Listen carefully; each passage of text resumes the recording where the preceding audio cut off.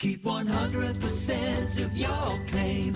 G4 Claims. If you've been hurt in a road accident that wasn't your fault, you should really talk to G4 Claims first. Unlike road accident solicitors, we don't charge you for our services, which could see you better off. To keep 100% of your compensation, have a chat with Nicole and the team. You'll be glad you did. Search online for G4 Claims. Keep 100% of your claim. G4 Claims.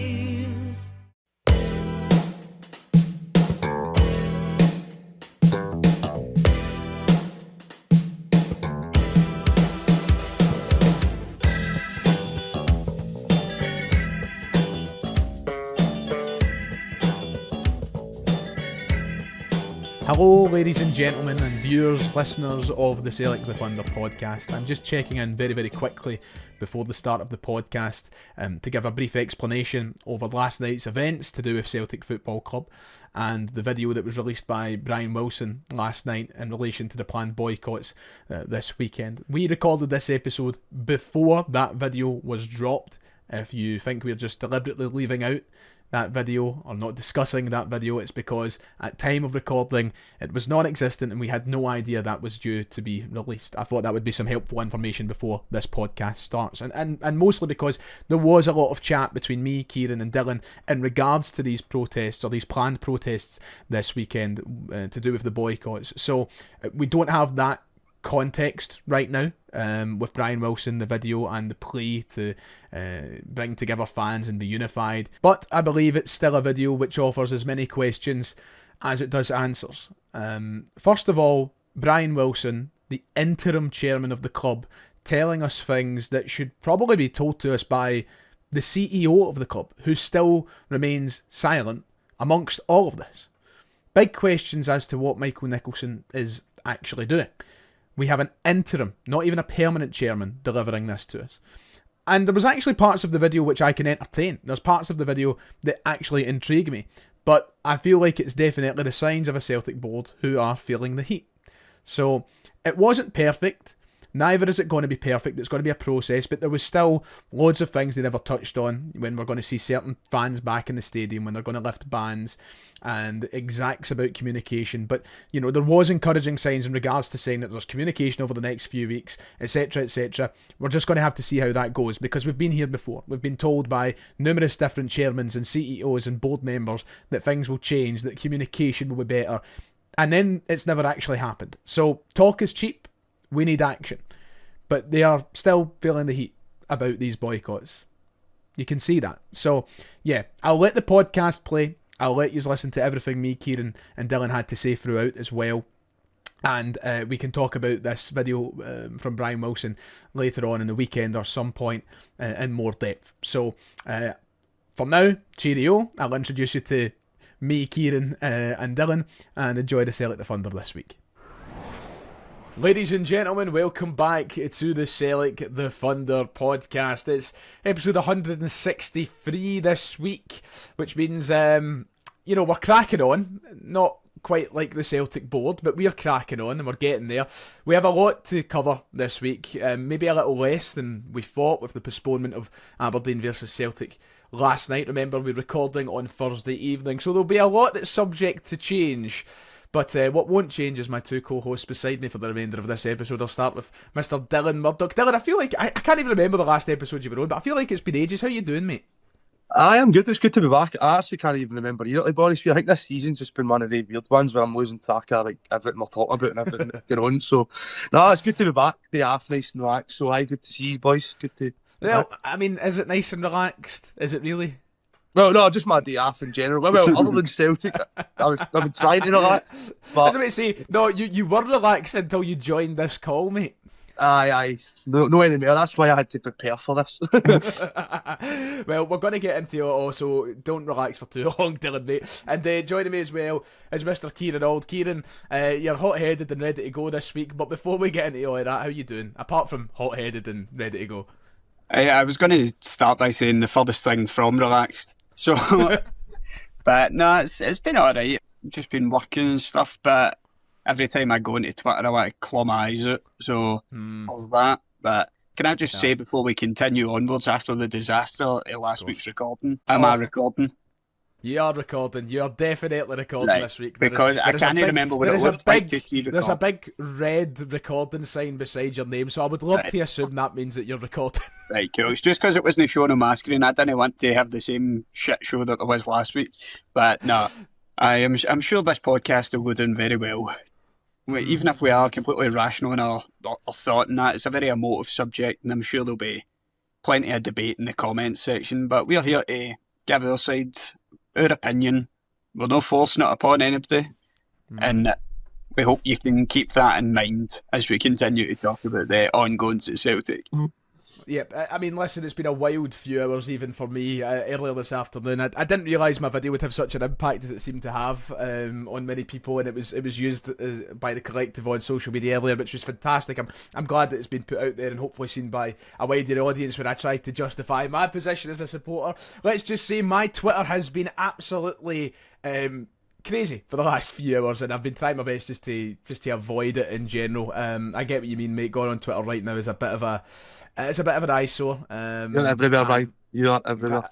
Listen. It's not that I want to be everywhere. I'm just weird. I've been told often the day that I'm just a specky bastard that sits in my man's loft talking about the football, and that's true. That is exactly what I am. And I do not want to be seen as anything else. But nonetheless, we'll come on to all of that a wee bit later on in the show. I did want to actually just kickstart off with some, I guess, positives to an extent, depending on your opinion of the situation. But Celtic seem to be very, very close to completing the signing of Alex Oxlade-Chamberlain. Now, of course, that is subject to the usual caveats that the deal could collapse at the last minute, there could be a failed medical, all of these different things. What I would like to assume by the time this podcast is posted tomorrow morning is that Alex Oxlade-Chamberlain is officially a Celtic player. So, without jinxing anything, with touching hair and wins, let's pretend that Alex Oxlade-Chamberlain has signed for Celtic. Dylan, this was one that came right out of the blue on deadline day. It was around, I think, 6-7 o'clock at night or something like that, maybe even later. Celtic were linked with Alex Oxlade-Chamberlain on a free transfer, and by all accounts it seems he's on his way to Glasgow to complete a medical and is in advanced negotiations with the club. So just talk us through your initial opinions of that transfer and how you're feeling about it. Well, you know me, Ryan. I think obviously the Liverpool background, I've been a big fan of Oxlade-Chamberlain, so I was actually one of the. I think at the time it was a lot of like 50-50 opinions about it, but I think that was only really fair to like the last day of the window, and everybody was quite anxious about who we were bringing in, leaving it to the last minute. So I think Chamberlain was unlucky about like falling under that category, but now that the dust settled, and I think when you look at the bigger picture, I think this really could be a good sign. And obviously, there's the worries about his injuries and the time off, no playing minutes and stuff. But I think if you can get something similar to like what Aaron Moy did or whatever like that, if you can get Chamberlain just half as good back to his best, but we've seen it like it's Liverpool and stuff like that, I think we could really be onto a winner here. But obviously, time will tell if we can get to that level. And obviously, as you mentioned, will he be in the European squad? What part would he play if he does come to Celtic? Because obviously, it's still a stacked position, that midfield. Whether you talk about the former players, but it'll be interesting to see how that goes. But me personally, I think I'm looking forward to it just to see what happens. And obviously, I think when you look at the pictures, I think he's like similar age to Calum McGregor as well. So I think if you can get him to fitness and stuff like that, I think it could be a real winner. Yeah, I mean, Kieran, I've done a complete 180 since the initial breaking of the story. And I say a complete 180, it wasn't like I was hanging my head going, this is a disaster, or saying it was an absolute disgrace when we were initially linked with him anyway. But the thing for me was, under the circumstances at that moment where we hadn't announced our signings on deadline day, where we were still scrapping for loans and panics, to be linked with somebody in this nature just almost felt so predictable, and that brought an element of kind of like, what are we doing here to it? But now that the dust has settled, now that we're after the window, I've done a kind of 180 in the sense I'm like, well, it could be a lot worse than this. I don't know if you share that opinion, but I feel like that's maybe happened for a lot of supporters these last couple of days. You know, we're in this position now where we have our squad, it's settled for the end of the season, whether you think it's good enough or not. There's maybe not as much harm adding someone like an Alex Oxlade-Chamberlain to a side that want to compete for 3 different trophies this year. I know, with what you said, I mean, not a complete 180, but I think you've had time to sort of mull over the idea of Oxlade-Chamberlain being at Celtic. Well, on paper, it's one of the ones 7-8 years ago you bite a hand after that, but you're now in a situation where we are kind of accepting it and thinking it could work out well, and it is one of the ones there's no really much risk to it. If he's a free agent, he'll be coming in, but at the same time, he's somebody that's not played since early May last year. He's been without a club name in it's under his belt. Obviously, he's been training with Arsenal, who've been trying to get him back on his feet and get him a move again, and it seems to have worked because he's on his way to Celtic. But I would be lying if I said I was sat here thrilled that we were signing him. I think it's a signing that you're not exactly going to be shouting through the rooftops about. I think if it works out, it works out. If it doesn't, it doesn't. But I think we would be in a very different conversation right now if we had let Arne Engels leave and he was the replacement. I think that's when you would see even more uproar, I think, around it. Because as soon as I seen his linked with out of contract Alex Oxlade-Chamberlain on deadline day, my immediate thought was Kelechi Iheanacho in the summer there. Granted, he was still a Sevilla player, but we got him on a free. We didn't have to get it wrapped up before the end of the window, and it just felt like a last-minute stab in the dark. But at that point, we needed a striker, and we ended up getting a free agent in Kelechi Iheanacho, who he's been unlucky with injuries this season, and there's been shades of showing what he can do, but I just hope we're not getting the exact same in a midfielder position with Oxlade-Chamberlain, somebody that's everybody had their suspicions that he might not be up to match. Well, they know he won't be up to match fitness, but in terms of injuries, I'm hoping it can work out a bit better for him than it has for Iheanacho at Celtic. It feels like it can go one of two extremes for me, and I don't know about you, but I feel like you're either going to get this, maybe let's compare it to Aaron Moy for a moment, somebody who comes in, clearly shows why he's a Premier League champion, a European Cup champion, the reason why he's played for Liverpool and Arsenal, and somebody that's going to actually take us away a bit and go, wow, this is a footballer, this is somebody of an upper echelon, or it's going to go in the direction of a sort of Aaron Ramsey, where he is struggling for fitness, he's injured every 5 minutes, who knows, maybe even misses a penalty in a Europa League final, but it feels like, Kieran, it almost feels like it's got to be one of the two extremes and none of the in-betweens.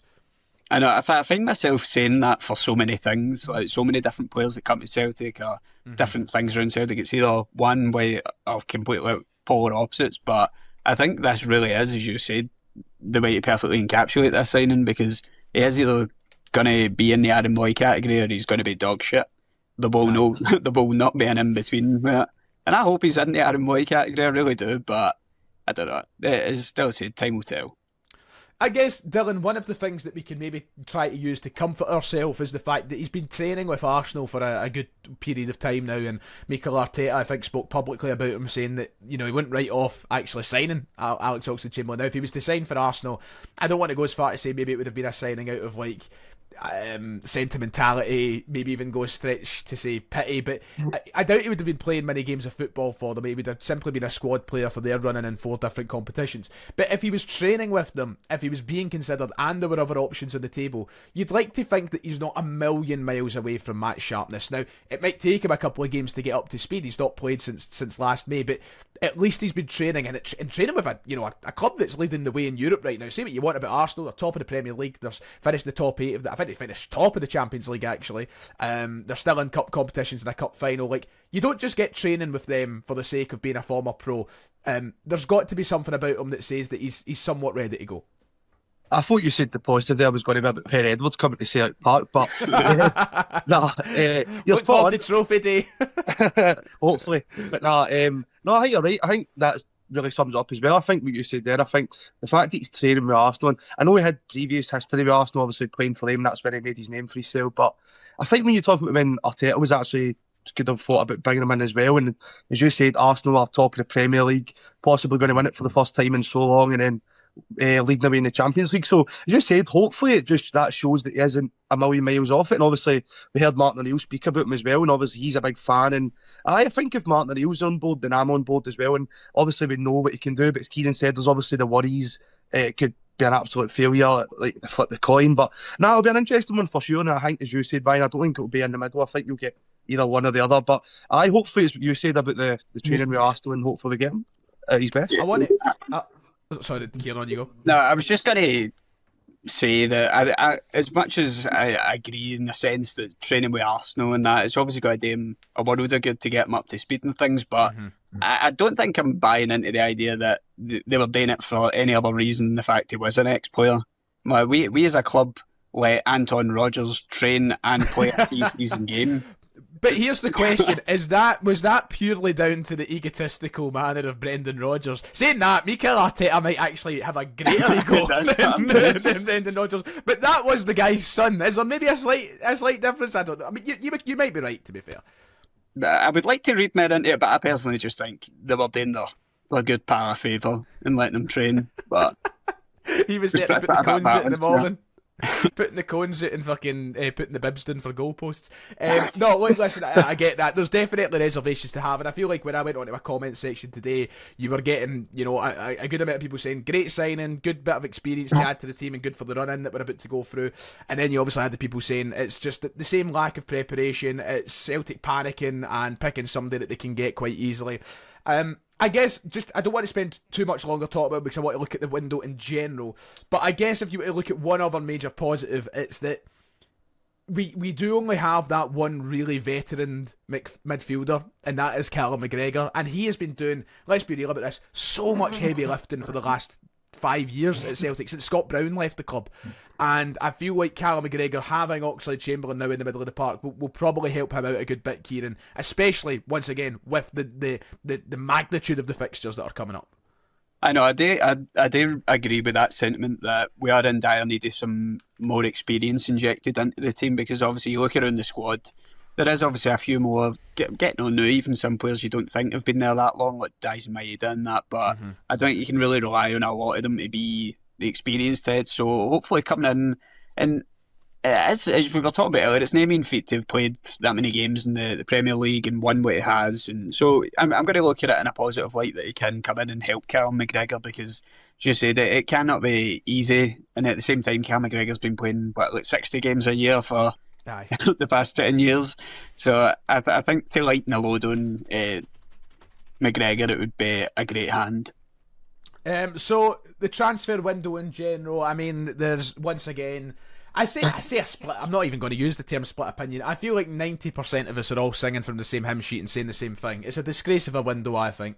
And I feel like there is maybe a smaller minority of people trying to defend it by saying, yeah, we were never going to spend money because there's a new manager that was going to be coming through. Martin O'Neill's only here interim. And I do understand part of that logic, but nonetheless, Celtic didn't spend a penny in the transfer window. 5 loan signings and potentially the free signing of Alex Oxlade-Chamberlain. We brought in, of course, Julian Araujo, Thomas Chivinchara, Joel Mavuka, Benjamin Arthur, and what's his name, Junior Adamu. Those were the 5 signings that we brought in across the January transfer window. Dylan, we were talking about improvements for months. Have the Celtic board done enough in your eyes to end this transfer window with convincing improvements? I mean, it's a hard one, to be fair. I think when you look at it on paper, it's no ideal. I think bringing out all the loans and not making any like long-term signings, I know as you said there, like Martin O'Neill might not be in the summer, but I think when you actually come to summer, right, and the way we've been dealing with summer windows in the past, like we could be losing a lot of players. Like we just seen it there, Engels almost left. Like obviously we said no, but there's a point where Hatate needs to move on, Maeda will want to move on, and even just like all these big players as you mentioned, right? And then when I look at it, right, if these loans don't work out, then we'll be getting rid of them, and then it's going to be a massive rebuild in the summer, and it's going to be a lot of scrambling, I think. But hopefully it's going to be positive, because I always try to stay positive, because you look at Julian coming in, he's been brilliant, and the big strikers. Do you not even know how to say it by this? Still, no, I'm pretty convinced. I'm pretty convinced by this point. I'm sure it's Chivinchara. I'm sure that's how you're meant to say it. Big Tam. Big Tam. Big Tam. Tam. So I know it's only 2 games, but he's looked quite good setting up the Hearts goal against Hearts, and then took his goal well at the weekend. But it's obviously still a long way to go, and we'll see how they play out. But I'm hoping that the other signings, because obviously they've got a point to prove, so hopefully they can win and even just do the short-term business and help us towards the league title, and then we'll go for there. Because obviously I know in some of the loan deals we've got options to buy, but it's definitely no ideal. But I think it's one of the ones we're frustrated now, but I'm just hoping they can turn it around. But as you said, Ryan, it's been a poor window again, and it's like you're just fed up with Celtic leaving at the last minute. And we were actually sitting on the last day thinking, are we even going to bring anybody in? That's just how like the communication's poor, and just it's always Celtic to make everything harder than it needs to be. But hopefully they hit the ground running. And I'm so glad that you've brought up this point, right? And I'm going to interject for a minute before I come to you, Kieran. This is one thing that I want to make clear right now, right? I understand that people are going, it makes sense, why are you moaning, why would we spend money that Martin O'Neill's coming in? Okay, I don't agree with that, just my opinion, that's not the way I look at it. I would have rather we spent money and gave the next manager a better squad to inherit, but I can take that on board, I definitely get it. But the thing that pisses me off, and the reason why I don't like it as much as I do, is at least we should communicate that with the fans. Why have we not had anybody at the club sit down, do a one-on-one interview with Jeremy Culloch or whoever it is and say, listen, we are no spending, at least justify. See, if we had Michael Nicholson sit and go, look, you're only going to like what I'm saying, but we're not going to spend a lot of money this January because we're saving the bank for the next manager to come in. See if he said that to us. Cool. Do you know what? Honestly, I think I'd be able to sit down and go, that's fine. I can understand it to an extent. But instead we're left to guess. And Kieran, what proof is there to suggest that even the next manager will get this money to spend? What proof is there to suggest that it will be spent correctly? Like, Celtic aren't a football club that are known for their good preparation and planning and strategic recruitment. So, you know, when we say all this stuff like, oh, the next manager's going to get a chest of cash to use, we've got nobody communicating that to us, and why should we believe it? I know. I mean, in terms of, just on your point there about the next manager, will they get money to spend? I mean, I feel like Celtic in the past, I mean, you look at Rodgers' stints, Ange as well, you look at the windows where they were allowed to spend money, it was probably one window a piece where they were given a proper good amount of cash to go out and spend. Rodgers spent the money on Engels, obviously on Adam Ida, players like that, and we done relatively well in Europe that year, and that was the point where you think, right, we can build on that this year. And what has ensued in the past year since that Champions League game in Munich has just been shocking off the pitch. There was a clear decline on it. We knew there was going to be a lot of transfers needed in the summer. And then we spent the full summer talking about how we knew that squad needed reinforcements. We got papped out the Champions League, and then we were left scrambling yet again at the end of the window. Michael Nicholson sat down with Celtic TV and spoke about how they were already planning ahead. Things were going to be sorted. They had a proper strategy in place. Obviously, with Nancy, that kind of fucked it a wee bit. But at the same time, he was at the door on, what day in January would that have been? I think it was the 4th, if I remember correctly. And you can understand somewhat the argument in maybe not spending money with there not being a permanent manager, but I'm more on the side you're saying, Ryan, as well. Surely the next manager would rather inherit players that we seemingly have targeted, scouted, and spent a bit of money on, and it sort of shows that you've got a bit of faith in the players that you've signed. But instead, we waited till deadline day to make over half our signings on loan. 5 loan signings. The only signing that was meant to be a permanent became a loan at the last second after fans were left scrambling for answers when rumours were leaked that he'd failed his medical, and just the entire window was a disaster, and I don't know how anybody can try and paint it in any other light. I don't think... Is it a coping mechanism, maybe, to convince yourself we still have a good chance at winning the league? It very well could be, and everybody in the Celtic sport is obviously going to keep that blind faith. We need to wait and see how these players turn out. They might all be masterstrokes. We might have gotten very lucky with the fight. I say 3 more because we've already seen a lot of Julian Araujo and Big Tam, but I'm not even attempting it. But with the other 3, we just need to... But that's the thing that annoys me, but is we're sat here yet again after fannying about for the full month of January, leaving it to the last minute, and now we're left hoping that the 3 panic loan signings that we got on deadline day turn out to be masterstrokes. We don't have... Fans can't have any faith in any strategy in our recruitment. Fans are left watching Celtic fumble about from one disaster to another in the transfer window, and then just sitting there praying that they've managed to get lucky again. Well, to be fair, Kieran, I mean, you predicted it. I'm sure I even clipped a couple of TikToks of you talking and using these exact words, saying, you know, we're hoping for a miracle and you're waiting on a prayer, basically. And it doesn't surprise me that we've ended up at this point and having to summarise the window like that. I mean, the one thing that I feel like I need to make clear as well, and I don't care what anybody says, once again, my own opinion, hence the reason why you do a podcast, my own opinion is, even if all 5 of them turned out to be masterstrokes, the board don't deserve credit for that. The board don't deserve to get credit for getting lucky and for picking out players who were on a sort of last chance move type situation. Like, these are moves that were not sought out by the club months in advance. These were moves that were available to them at the last minute, and if they work out, the credit for me will be going fully with the players themselves, not for Michael Nicholson, not for any of these people in the recruitment department who've continuously let us down. Like, I will be praising Martin O'Neill, and I'll be praising the players themselves, definitely not the board. Kieran, just to summarise on that point before we move on to the big one, I take it then you just generally weren't happy with the window, no money spent, and an ending in a very predictable manner. Aye, I mean, the key word there is predictable. We sat here for weeks talking about it. Right at the very start of the month, we knew how this would have played out, and we were sat there hoping that maybe they can prove us wrong, they can go out and get players that people can really get behind. And it was even the fact that, like, you have a couple of the key highlights maybe isn't the word for it, but they let Martin O'Neill go into press conferences pretty confident he was going to get one of the two wingers posed in a question by a journalist.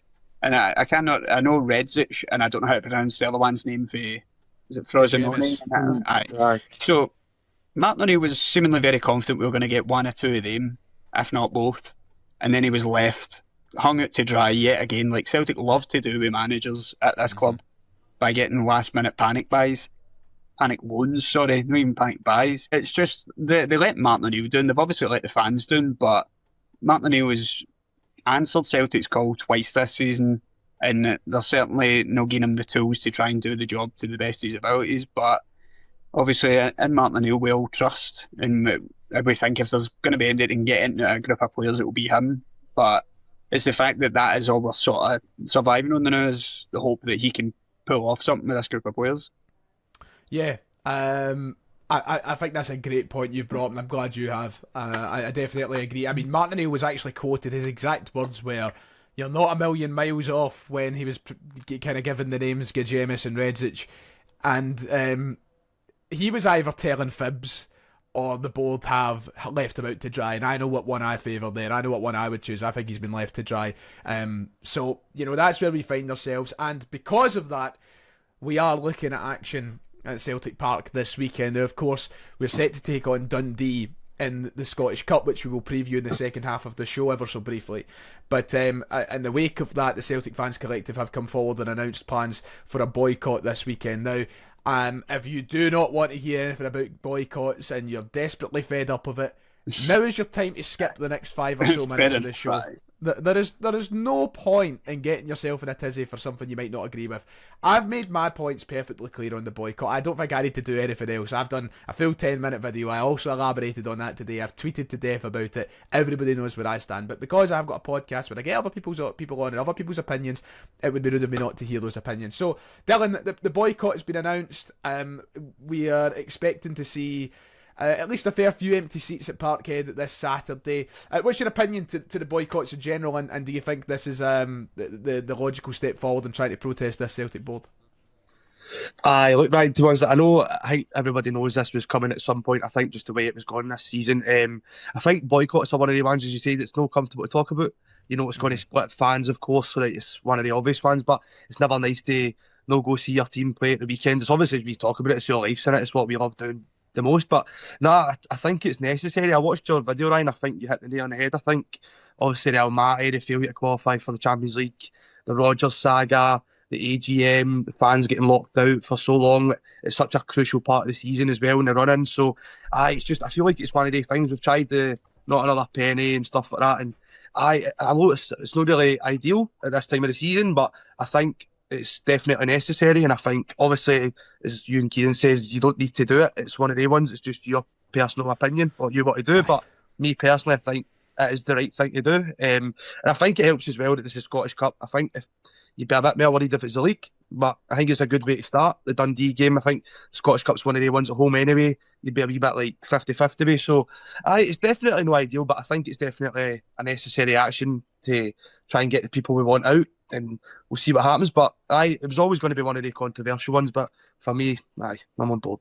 There's always that debate, Dylan, that you're not supporting the team if you decide to boycott, and I'm sure we'll elaborate on this in a bit in a moment, but one of the key things, and I'm going to try and play a bit of devil's advocate on the fence sort of thing here, just for the sake of conversation, but people will say, if you don't go, you're not supporting the team, it doesn't help anybody out there, but I think a lot of people in response to that would say, well, we're hoping that this is for the greater good of the team, this is so that the people at the top aren't continuing to harm the team by their actions. So, I mean, where do you stand with all that? Do you understand where folk are coming from, or do you try and look at it as a kind of greater good type perspective?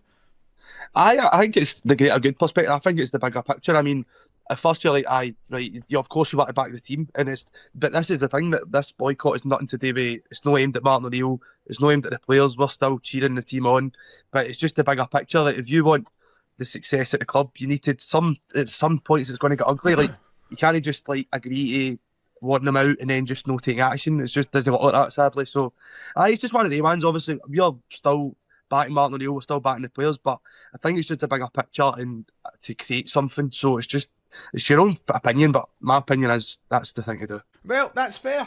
Kieran, it's been a wild 24 hours since they announced the boycott, and as you said earlier there, every time you open social media it does feel a little bit more painful, and I think it's because there's a lot of unnecessary fighting amongst Celtic fans and kind of in-house debate that in my opinion, I don't feel like it's needed. I think there's people out there who feel so strongly about one side of the argument that their only real aim is to battle those that are on the other side. Whereas, there's three of us sitting here, and we all feel very, very strongly about it.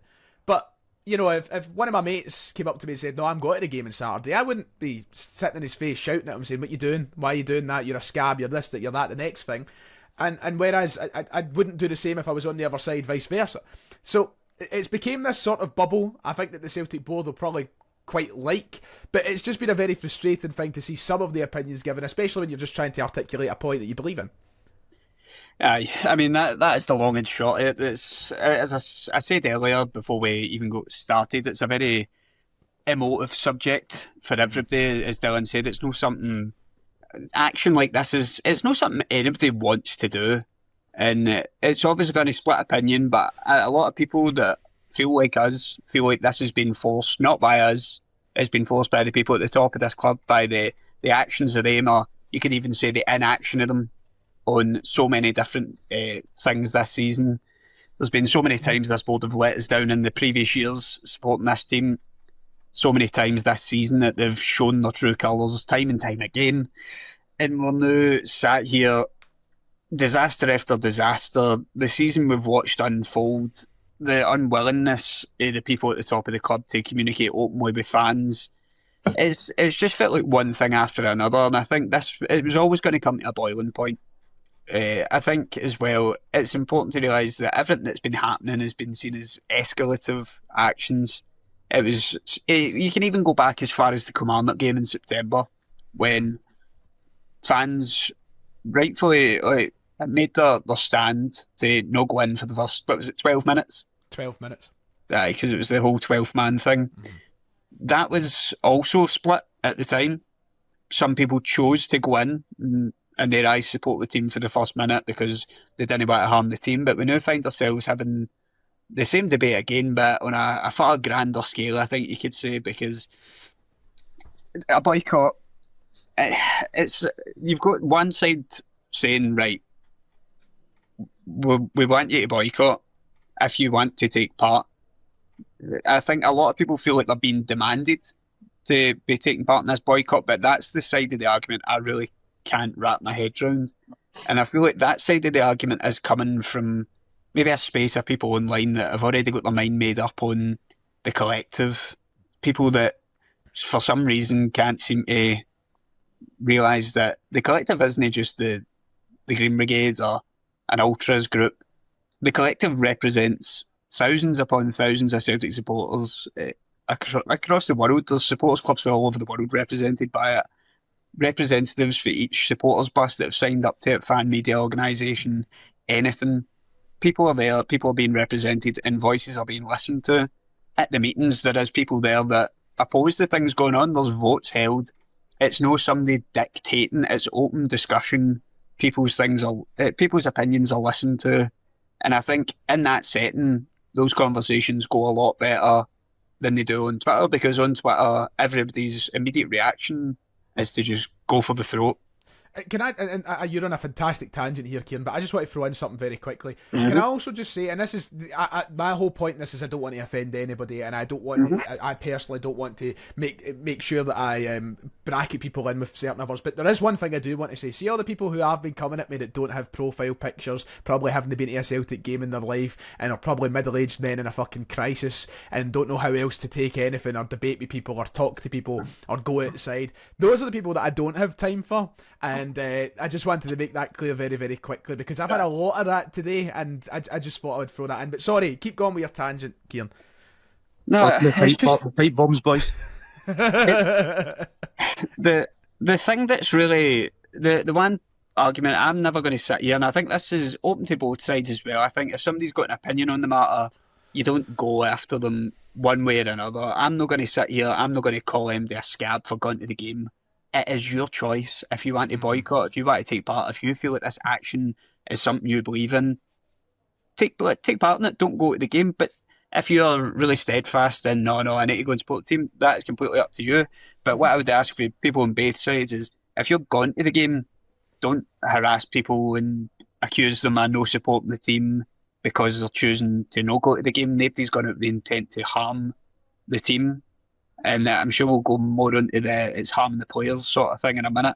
But it's just the thing that's really upped me quite a bit. And you need to respect both sides of the argument and that. But I feel like a lot of the stuff around the collective and a lot of stuff around the action that's been proposed all throughout the season, whether it be disrupting matches, whether it be protests outside Celtic Park, inside Celtic Park, at away games with the 12-man protest, every time it's met with, no, there's got to be another way.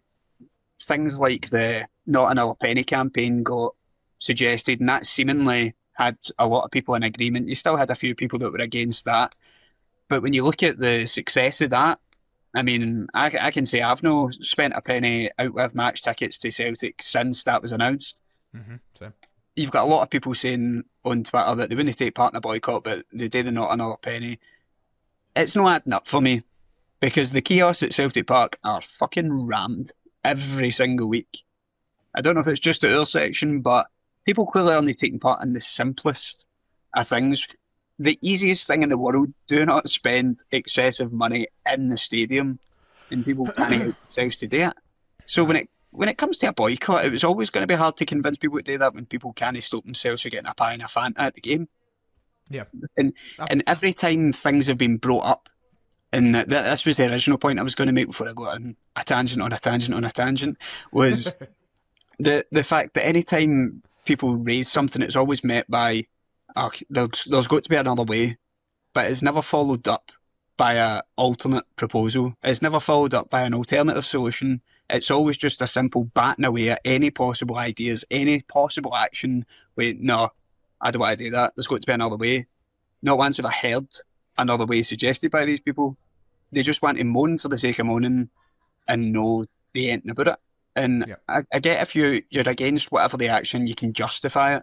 But if your justification is saying, no, there's got to be another way, that does not wash with me. No, I'm totally on board with that. And the thing for me is and I like to ask in a way that, you know, I'm not trying to go like, well, you tell me then, in a cheeky kind of sarcastic, you can't reply to me way. I generally would like, okay, well, give me the proposition. And the one that I always seem gets put forward the most is something about shares. It's always like, buy shares and have your say. But this is the thing you've got to realise, for a majority of the normal match going supporters, they're working class fans who've already spent, you know, hundreds of pounds, 600, 700, 800 pounds on season tickets for a year. A lot of fans are maybe, you know, in their teenage years, have got it. You know, me and you, Kieran, we got our season tickets at 16. I couldn't buy shares at Celtic when I was 16. No. There's elderly fans who probably might be living off a state pension, stuff like that. You can't expect fans to be able to go out and spend hundreds of pounds on shares. This is a suggestion which is not mandatory for fans of any sort of background, any sort of eligibility to take part. It doesn't have a criteria. It doesn't have restrictions. Like, if you want to take part, you can, because it's free. You can not go to the game on your own wishes. And I feel like there has been this sort of notion put forward that you have to take part. No, this is the thing, and my end all be all line with it is this: whatever you do this weekend, whether you go or you boycott, you're doing it because that's your genuine belief of what's good for the club. And nobody can tell you whether that's right or wrong. I can't tell fans that are gone that they're doing the right thing, and they can't tell me I'm doing the right thing or the wrong thing either because I'm not gone. It's purely down to your own belief, and I feel like there has been this misconception that you have to do this. This has been forced upon you. No, it never has been. And as you're saying, there is obviously going to be an unmovable section of the supporters that don't want to take part in anything because they believe anything is harming the club. But options are thin, and I think people do need to realise that at some point. Right. I think it's just the lack of... I don't think it helps. Social media, whilst it allows for discussion, I don't think it's a very open discussion. I think... It's a platform where... the loudest speakers are usually those that are built in the vein that we're speaking about here. Aye, like it's frustrating, but as I said, this was said months ago at the start of the collective meetings and things, that nothing's ever going to be forced on people. Everybody's opinion is valid. The space in which you talk at the meetings is a place where you can talk without it being a rammy, compared to social media where, I mean, even on your video yesterday, I tweeted about it earlier as well when the collective put it up, is you made a very rational, coherent argument for what you believe. If you went and looked at the comment section of your video yesterday, without watching your video, if you just sat and read through that, if I sat there and read all the comments, I'd have been sat there like, fuck me, what the hell has Ryan said in this video to have people swap arms? And then you watch a video with somebody just putting their point across, detailing, in horrific detail might add, or the misfortune that the board have brought upon us this season, or the failures, and people just jump in two-footed. And that's, I'd like, in a perfect world, everybody's able to get along and maybe put a point across and not have people jump down their throat the second it's said. And I think that's the most tiresome thing of this, because I respect people having a different opinion from me. I might not agree with it. As I said earlier, I don't agree with people calling people that are going to the game scabs or trying to compare things like that. But at the same time, it's for both sides. It's unbearable, you know. I think that's what you said. Yeah, Dylan, on you go. Oh, sorry, just what Kieran said. So it's more like the two-footed nature. It's like, you don't need to agree with what Ryan said in his video, blah, blah, blah. You don't need to agree about boycotting the game, but it's your opinion. But even then, it's the same people. If people are boycotting, these people have still paid their season ticket money, they've still paid their Scottish Cup home scheme ticket money, blah, blah, blah. So it was always, no matter what you say, it was always going to divide opinions. It's just, Celtic's at a club as well. It's just like, you can't really have 100% or zero. It's always going to split something. No, so, of course. You're going to say that it's such a passionate fan base, isn't it? It's such a passionate fan base. That's the thing, like, you might not like it, but nobody is forcing you to do it. So it's just that way, like the two-footed nature, as you're saying, it just doesn't need to be like that. And you can agree or disagree, but people have your opinions, and that's fine. But you might not agree, but that's it, as you said. And listen, boys, I appreciate you both backing me up to a certain extent, as painful as it must be for you, Kieran, especially. And I sit there and back me up. I seen Kieran's comment, he didn't like back me up for that. Listen, as I've said, like, I had somebody earlier in my comment section saying, like, why do you think you speak for the Celtic supporters? I'm like, I've never once claimed. My channel is called Ryan118 for a reason, because my channel is me giving my views. It's not called the Celtic fan view. It's not called Celtic fan opinions. It's nothing like that. It's me, and it's my daft opinions. And I get, over the years, I've said things that rub people up the wrong way, things that, polarise people, things that they'll agree with, things that they disagree with. But today, it never bothers me. It's what if it ducks back to me. I find it funny. I try and bam folk up on Twitter for it. Like, somebody was talking about how I'm 20 years younger than them, and I just started calling them an old fogey. You know what I mean? I don't mind. I'll have a bit of banter with it.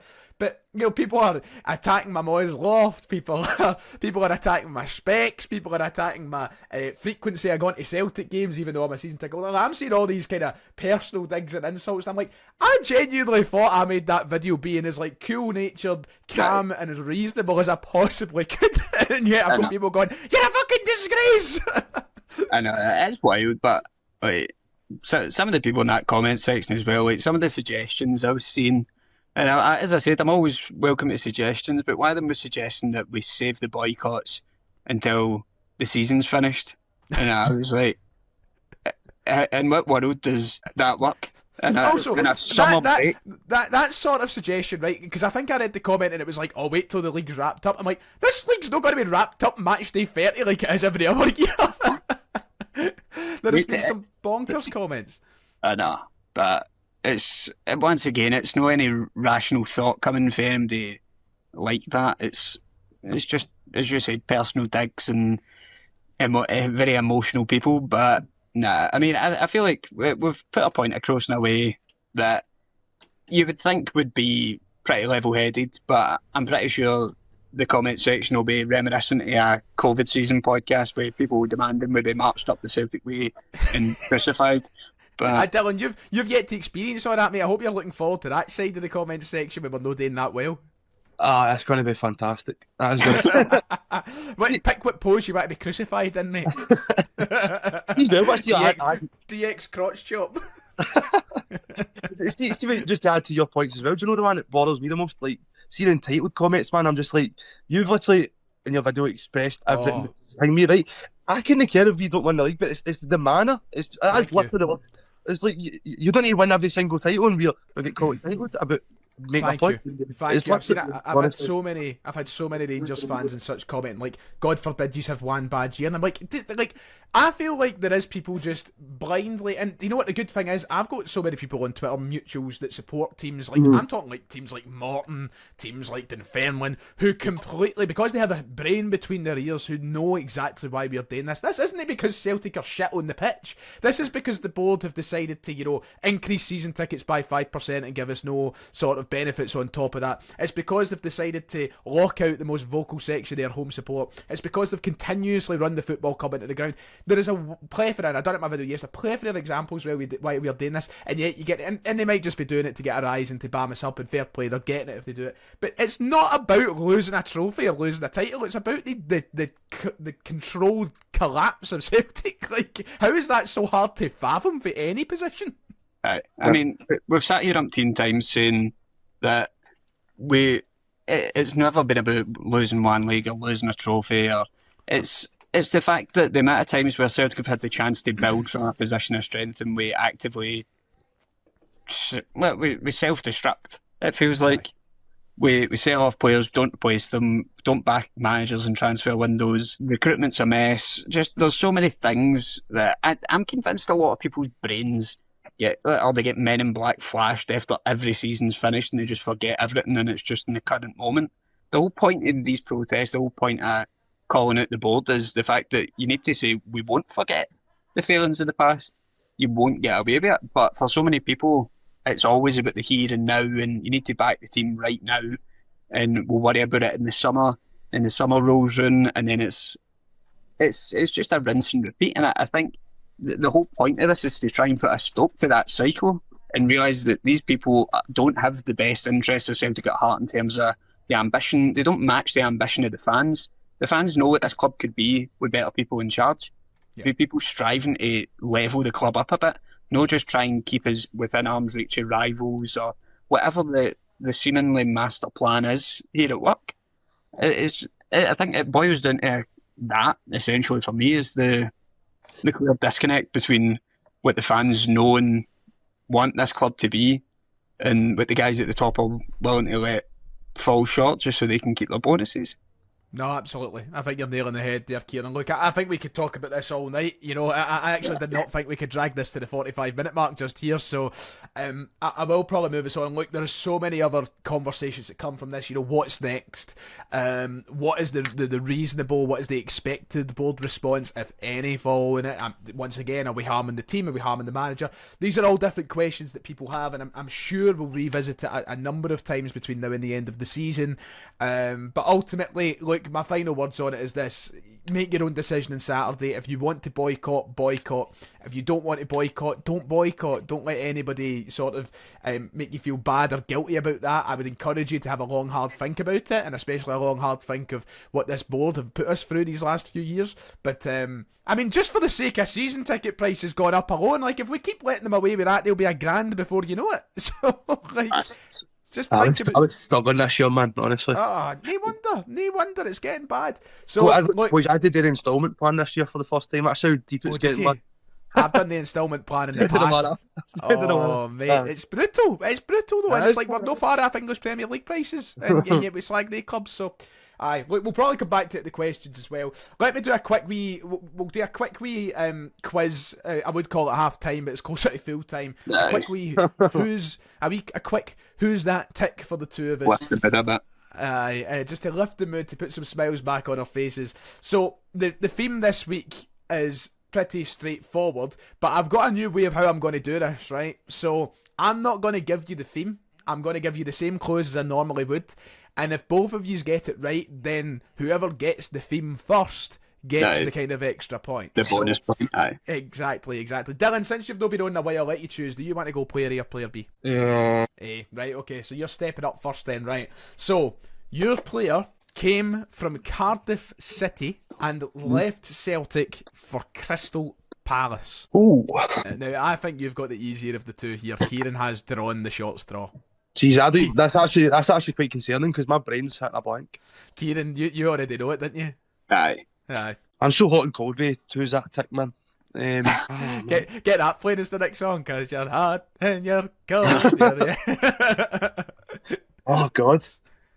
See, you've put me easier, man, so I feel actually quite disgusting even asking for a year. So I don't... Well, I'll give you, because I normally would, this is the kind of last clue I usually give you. Came to Celtic in 2010 and left in 2014. God's sake, man. What's the matter with me? You're gonna kick yourself if you don't get it. Yeah. Aye. I can already feel it. What the hell? Cardiff? I'm going to have to push you for an answer, Dylan. Oh, my God. Man, I got too relaxed today. My nothing's switched on anywhere. Oh, my God. Nah, I'm my brain. Are you passing? Aye, that's bad, innit? That's bad. Kieran, tell him. Super Joe Ledley. It is Super Joe Ledley. I was actually... Oh, for some reason after I think we got him for Cardiff. I don't know why. Well, that was the first player. Unlucky, Dylan. Unlucky. You should be, man. That's poor. Disappointed. So, Kieran, your player B, came from Rosenborg and left Celtic for Ghent.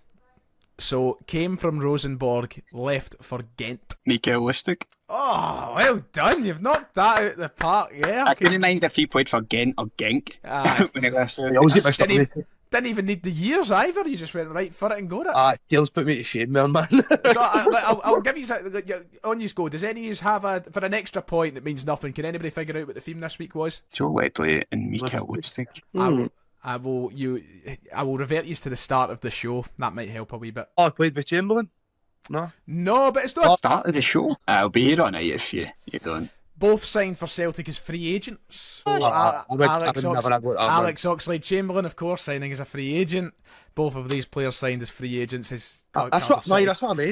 That's why my wording was very selective. I didn't say joined from Cardiff. I said I said like was at Cardiff or came. I don't know what I said, but I tried my best not to make it sound like they'd signed directly from the clubs. So roll back your tapes. I want to see this again. I definitely said signed. Aye, that's smoke, mate. That's smoke nods. Well, there you go. That was the half-time quiz anyway. Right, let's finish up with some Twitter questions. We'll rattle through these. I was going to do a brief Dundee preview, but we're boycotting the game, so boycott the match preview in my opinion. So, Twitter questions this week. I'll start with Adam because he's demanded to be included today since he forgot his question last week. He says, do you think the rain last night was Stephen Mulhern's piss trying to ruin our title chances? That guy, man. Stephen Mulhern. A few skeletons in that closet, I'm adamant. You're a Stephen Mulhern guy, Dylan. I don't know if I've asked you before. Man. Nah. Who's your favourite presenter on the telly? I don't even know, man. Like, I just say to you, my brain's cooked, man. Like, maybe Stephen Mulhern's pal on deck just for the Amos days. Maybe just for that deck days, the early days. But nah, I can't think. Graham Norton on Wheel of Fortune's pretty good, man. I've never actually sat down and watched his Wheel of Fortune. You know that? Class, man. I watched it one half at Saturday. I was like, I could get fucking used to this, man. Oh yeah, it reminded me actually Bradley Walsh. It was a taste. We're a far cry away though for the glory days of like Jim Bowen and fucking all these hosts. The Bruce Forsyths and such of the day. They were the right good. They were the top tier hosts. Gone are the days. Right. Let's get back on track a wee bit here. Cal asked the question, for a guy who had his bags packed in the summer window to a guy with no transfer rumours throughout the whole of January, what do you think it is? Has Maida changed his mind, or was it the poor form scaring teams from him? I'll start with you, Kieran. I don't even know if it's... I mean, it might be the fact that his stock's probably dropped quite a bit since last season, because that was obviously it was a freak season, let's be frank about it. But I think he's also realised that he's maybe seen Kyogo go to Rennes, no get game time. He's got a World Cup to worry about in the summer. And he knows he'll get started at Celtic and he knows he'll get plenty of minutes. I do think it is down to the World Cup, and the end of the season he will be off in the summer after he's back for the World Cup. But nah, that's my take on it anyway. Dylan, what about you? Are you in the same boat? I think he's hit the nail on the head there. I think can't really add much to that. I think the World Cup coming up now, I think he will be off, to be honest. Like, been brilliant last season, some good moments, but he's just can be just frustrating at times getting Maida lately. But if I see him drop deep one more time for the ball and ping it out of the park, I'm going to go ape shit. Listen, I don't. Man. Oh my God! I don't just say it to be a hater or anything, or just over the top miserable. But he's been fucking mince for weeks. Like, and I mean, there's been no redeeming qualities. It was his last good game, and that's not even me trying to have a shot at him. But I can't think. I don't know. He's proper useless at the minute. Like, the first time passes, they really get to me. It's just sponge for brains, mate. But I think it's the first time we can properly think about a conversation having proper draft, because aye. But we know what he's capable. That's the annoying thing about Maida. Aye. The thing is, he definitely won't be dropped, will he? Like, because he's going to be on the left wing moving forward. So we'll see. Hopefully, European games as well. He brings too much in terms of track. I'm just hoping that if he's consistently on the left, that brings the best back out of him. So we'll wait and see. Because I think when Martin O'Neill was his first spell here this season, we seen he was struggling at the start, and then when Martin O'Neill came in, we seen a bit more improvement. So hopefully it's the same again. But we'll see. Gabe asked the question, and I'll come to both of you for your answers. Who out of all the January signings are you most looking forward to seeing? So of course we'll exclude Julian Araujo and Thomas Chuvanchara from this because we've already seen them. Out of the other ones that we've made, and we'll include Chamberlain as well, I suppose. Who are you looking forward to seeing most, Dylan? I was thinking about that, to be honest. I think, like, in a weird way, I don't really know much about all of them like combined, but I don't know what I know let's just get away from the question for a second, right? See the centre back we brought in. Can I ask you what you thought about that, right? Because I thought it was so weird that we brought Welsh back, right? Played him in the cup just to get rid of Welsh, right, and bring in this boy, right? And I hope he works out, right? But he's not played a lot of minutes, and then you look at Welsh, I'm not saying Welsh is the answer, right? But compared to him, he's been one of Motherwell's better players this season. That's why we're so desperate to get him back. I just found that whole thing bizarre, to be honest. But if I had to pick, I'd probably say Ox just for my biasness. You were going to go, if I were to pick, I'd pick the new centre off. I'd pick him better on it. No, Dylan, you're bang on, by the way. And it's just, once again, it put people who want to say, things aren't that bad. That alone is totally... It perplexes me. Like, no top football club should be operating like that. Like that. You get rid of Simpson Pusey and then bringing in like somebody with less game. 3 games to his name. Stupid. Anyway, hope it works out for the boy. By the way, just saying. Of course. Kieran, who are you looking forward to seeing most? What is the striker's surname again? Junior Adamu. Adamu. Aye. I'll go him just because he's a striker. I want to see us get somebody that can bang in the goals. I'm not confident it's this guy, but in his video on Instagram, the way he said the word title in his French accent was quite funny. So I'll go with him. The title. I hope he can fire them in, the same way that, we've had these kind of Adamides in the past and stuff like that. But I seen Derek Ray coming out and giving him a mixed assessment and saying he's not been very good, but he would probably be Celtic's best striker. So we'll wait and see how it goes. What was was it 5 million his fee was originally when he moved to Freiburg? It was around 5-6 million, I'm pretty sure. So you're hoping there's a player in there and he can bring it back to that level. But aye. Right, with the Ox looking to come in, do we great question from Rory. With Ox coming in, do we have a contender to finally overtake Helen Flanagan as the greatest Celtic wag? Yeah. Just jumped right in there. Come on. Big Little Mix fan, Dylan? I actually do like some of the tunes. Like obviously Ryan in the chat earlier reminded me of some of the classics, but I want to see Fozzy with the league trophy, and then I want to see Penny Edwards with the league trophy at the end of the season. We deserve it after all this. See the fact that you've just said that sentence. I'm like, if you told me in August 2025 that we'd be ending the season potentially with Penny Edwards and Mark Fotheringham holding the league title, I would have fucking, I don't know what I'd have done, but I certainly wouldn't have believed you. But anyway, Kieran, you a big wag man? I do enjoy a wag. Are you actually allowed to use the term wag in this day and age? I feel like that might have got taken off us. I don't know. Don't know. I didn't. I thought wag was still acceptable. I don't know. I think it's acceptable in my eyes. I won't like woke take wag for me. Still exists here. Most criticism. Aidan says, most criticism of the collective I've seen is they're too focused on Green Brigade agendas rather than an improved recruitment strategy. How do they stop this narrative and get more people on side? In my own opinion, it's that I think that the whole Green Brigade agenda thing is, I mean, maybe it's you need to be present at the meeting to understand it, but these meetings aren't dominated by the Green Brigade. They're not dominated by anybody of any particular fan group. Like, at the meeting, I was present at the meeting on Tuesday, and I think somebody from the Green Brigade might have spoke once or twice. It was generally older folk from buses and stuff that were talking most, and we were all agreeing on the same thing. So maybe that just needs to be communicated a little bit better. But I do truly believe that none of it has been, tried to be about Green Brigade agenda, Kieran.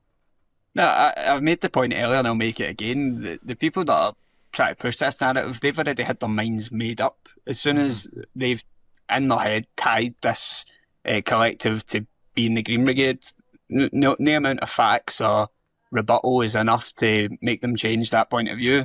That's it. There's no changing it. So they ask, how do we change this narrative? I think the sad reality is people have made their minds up and they're too stubborn to listen to the facts.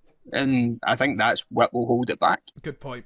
Right, because we're about to hit the hour mark and I want to get a quick Thunder Club done so everybody can get on with their night, I will ask the final question. It's one that will really make you think for a moment.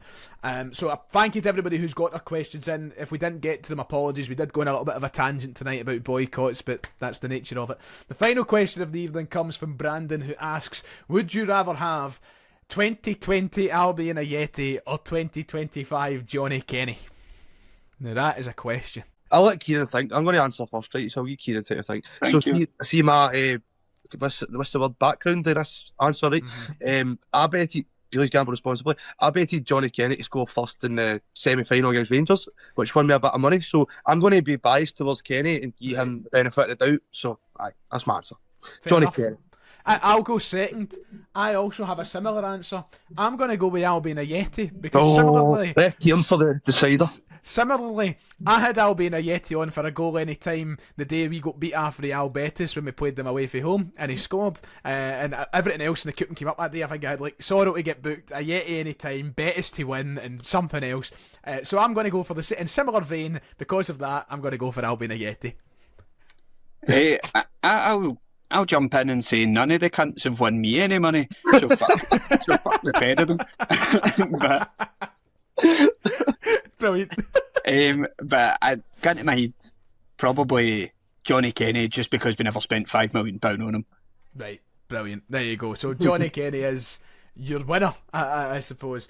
Right, on that note, that brings us to the end of this week's episode. It's been a cracker. Thank you everybody for joining us. We're going to rush you off and get a quick Thunder Club done. Remember, play nice in the comments section. If you've got an opinion, you don't need to come from a Masloft. You can be civil about things. And hopefully very, very soon we'll be back in the G4 studio as well. Yes, I'm still waiting on my car. Any kind of closing thoughts, Kieran, before I go? I was just going to say that your motor's defo fell off a cargo ship in the middle of the ocean, man. It's never coming back. No, It's it's never never. coming back. Dylan, any closing thoughts? Same as Kieran, I pray for your motor, mate. I hope you're diving soon. Thanks, mate. Thank you. Right, until next week, everybody, take care of yourselves. And we'll see you next time. Cheerio.